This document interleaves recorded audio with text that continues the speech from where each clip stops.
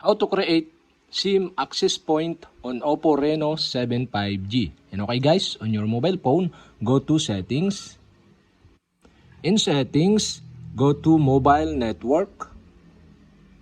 In mobile network, select the SIM you want to create access point. For my example, I select this SIM1. Okay, go to SIM1. Here in SIM1, okay, below you can see the access point name. Okay, go to this. An access point name, to create the access point, you'll have to do is tap the plus sign on the upper right side on your screen to create. And now you can set the name. For my example, I set the name into Chad Internet. And the APN is Internet.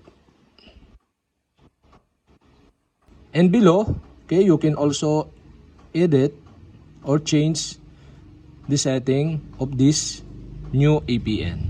So, okay guys, you'll have to do to save the access point is tap the check button on the upper right side on your screen to save. And that's it. Okay, we have successfully create SIM access point on OPPO Reno 7 5G mobile phone.